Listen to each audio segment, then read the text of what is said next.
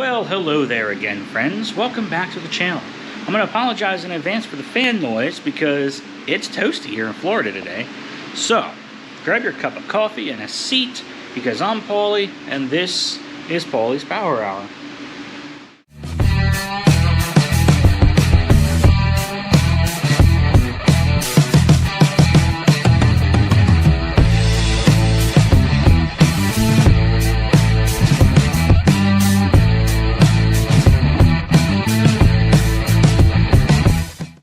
So what are we working on today? Well, I'll show you.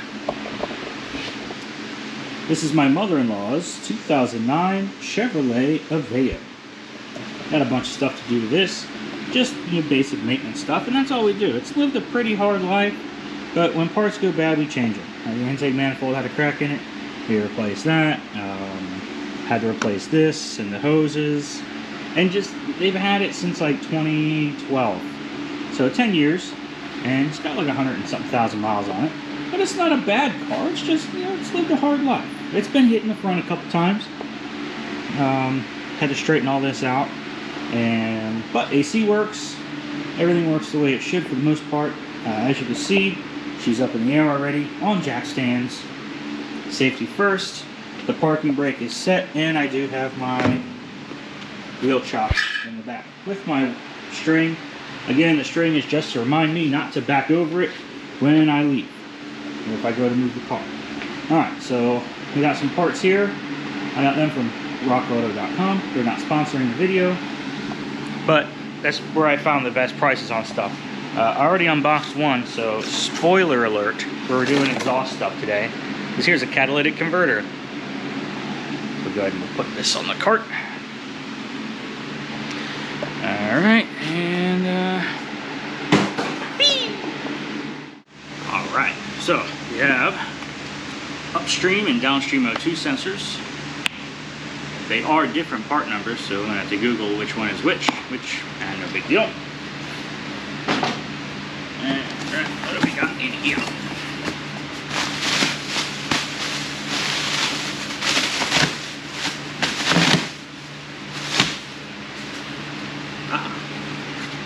Gasket.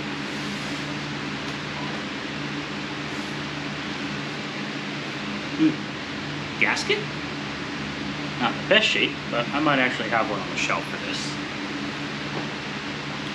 And the coupe de grace. Now, the manifold and cat are obviously one piece. This is welded in the USA by Lucas DaCosta. So shout out to Lucas DaCosta. If you're watching, appreciate it. Nice work. These stickers are going to have to come off though because this is exhaust and it gets hot. So Lucas DaCosta, appreciate it.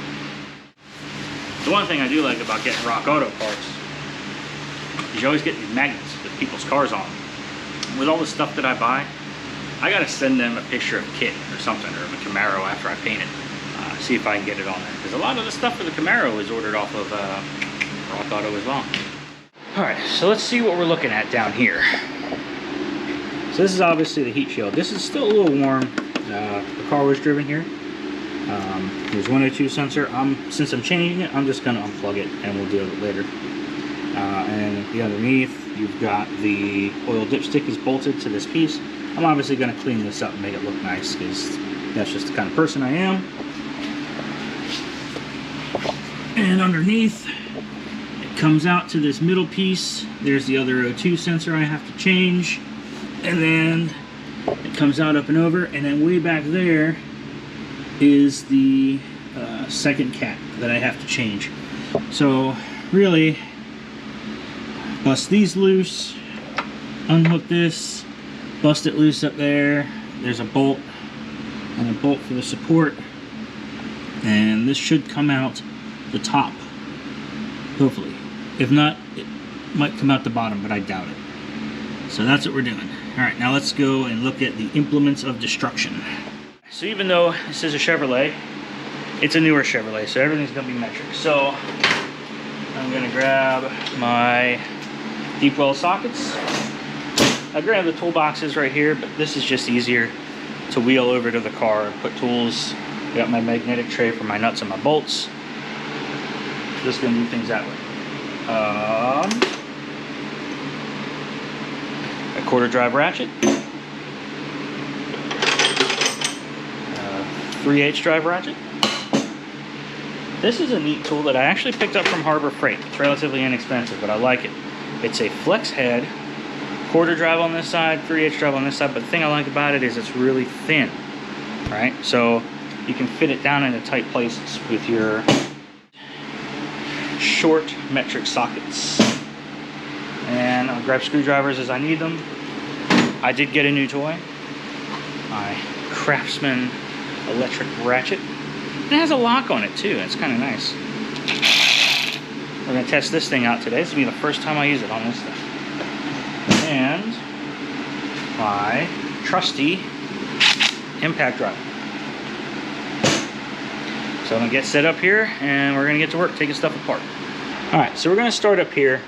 I'm gonna go ahead and take this off. First, obviously, I gotta reach down here because there's bolts. There it goes.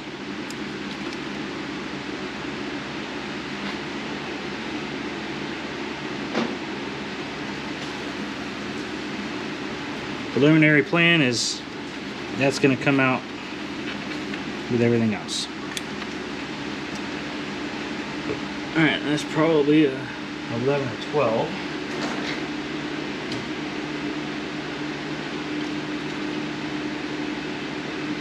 It's 12.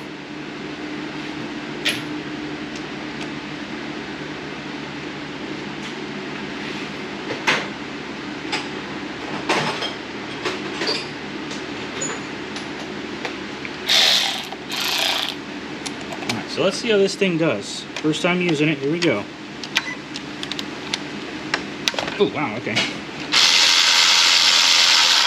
Wow, that's nice.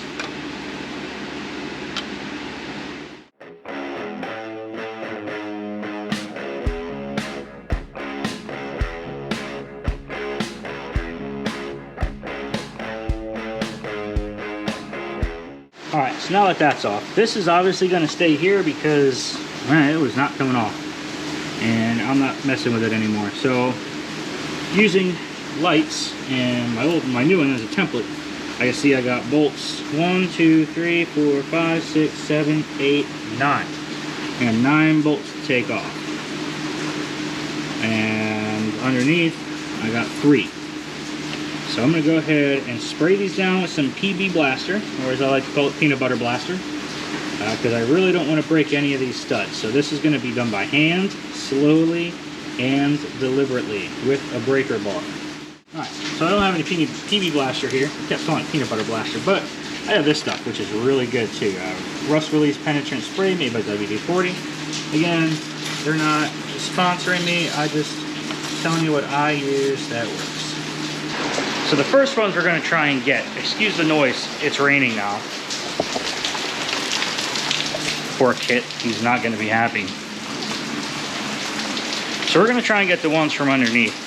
And I'm going to use my electric impact gun for these, just because I want to see if they'll work. And usually impacts are the best way to get things like those off. Get repeated tack, tack, tack, tack, tack motion. So light for you guys.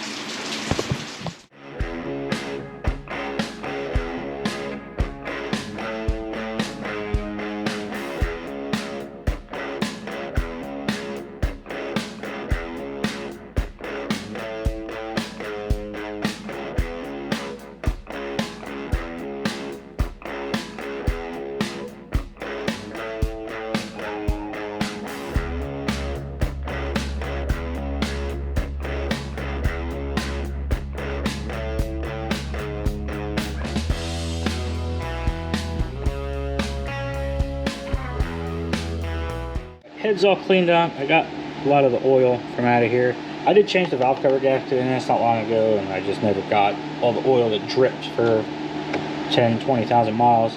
But it's all cleaned up now. I even got my little vacuum down there, and I cleaned the exhaust pipe out, just so that stuff doesn't go into the next cat, whatever.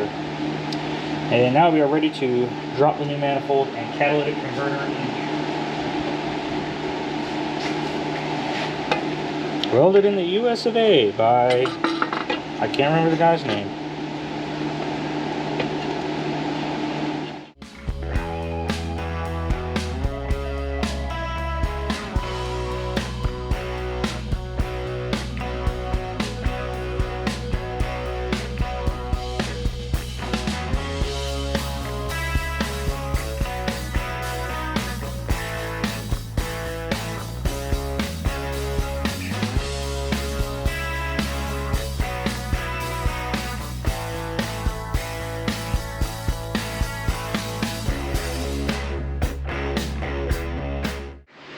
So I made a little progress while the camera was charging. Here's what we're looking at. This is in the way we want it to be. It's loose, right? As in these are not tight yet. And I'll show you why. Because I've already got the other cat out and ready to change, but we're gonna run into a problem where this cat has studs and that one does not. The other reason why everything's in there like it is I want to leave everything loose so when I get the exhaust button back in, I can start tightening it from the front back and I don't have to worry about fighting any parts when I'm going in. So I'm going to show you a neat way to deal with this whole stud issue that we're having right now. So whenever you've got like wheel studs, lug nuts, whatever, right? What you want to do is you want to hammer, you want to put a nut on it, right? You don't want to hammer on the threads. You're going to smash the threads down. You're not going to be able to put anything back in there, right? So what we're going to do is take a hammer and against this thing right here, and voila, we've got studs. So now what we're going to do, I already drove the other two out. These are going to go in here. Oh, well, that's cool.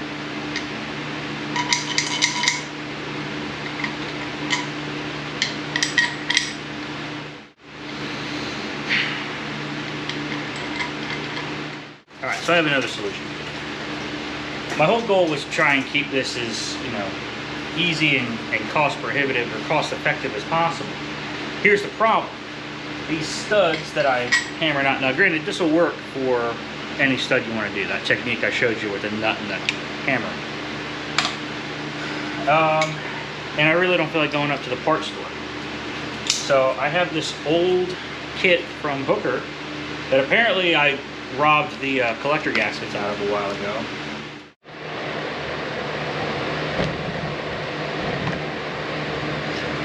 Alright, so I had to go with plan B.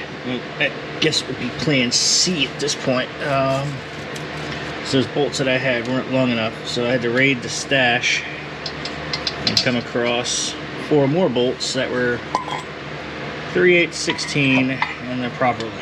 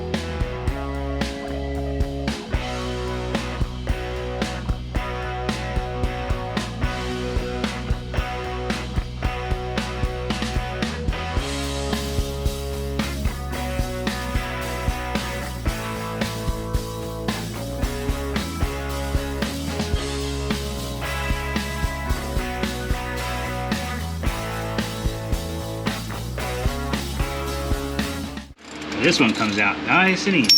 Look at that. That's what I like.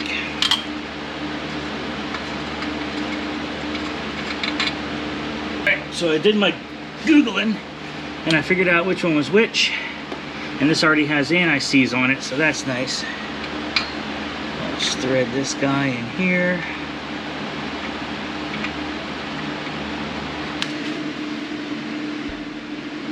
Alright, so because of the delicate nature of this, I set this to 20 pound-feet, and we're going to kind of sneak up on it. So, now use the torque wrench, tighten until it clicks.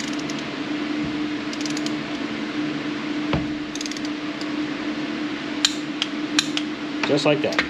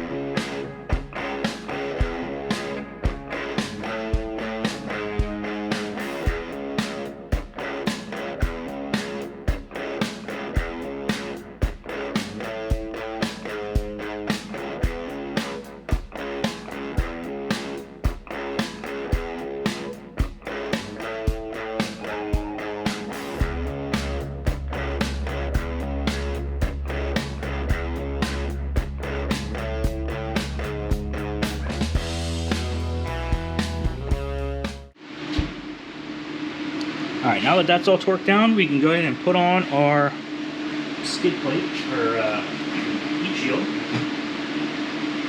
And as you can see, I cleaned it up quite a bit. Definitely want to put this thing on before the O2 sensor goes in, as we found out earlier.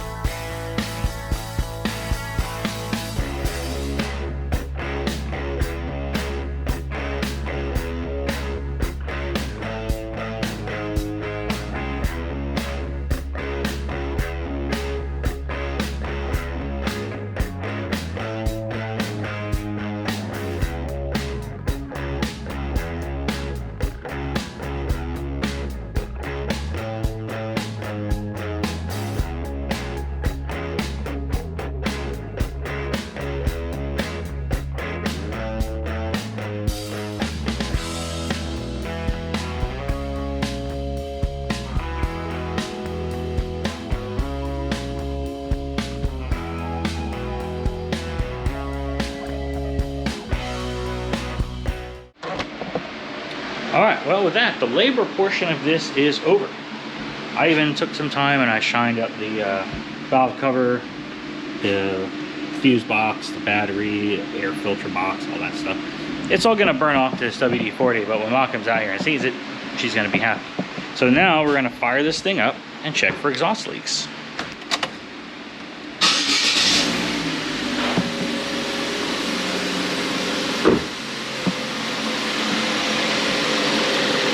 So preliminarily, I don't hear any exhaust leaks. It fires up, it runs.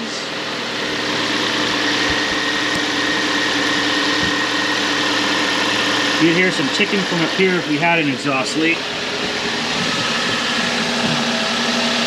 Nothing from here. It's gonna be burning off some stuff, so it's gonna smoke a little bit, I'm sure. But all right, let's go check this cat in the back. I don't hear anything.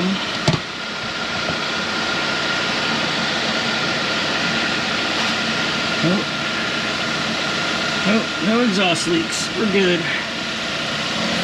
Leaks, so that's good. I'm gonna let this thing idle here for a little bit. It's got to burn off. There's coatings on it. I probably should have brake cleaned it before I put it in, but yeah, whatever. It'll burn off just the same. Let it idle here, and then I'm gonna get my scan tool out. We're gonna clear the codes in it and make sure they don't come back.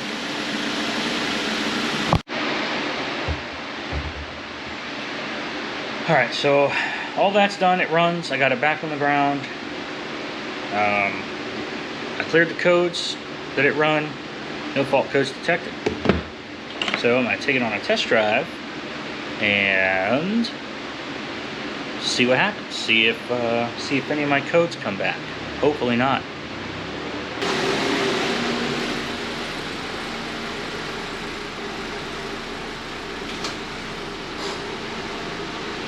Well, there you have it, friends.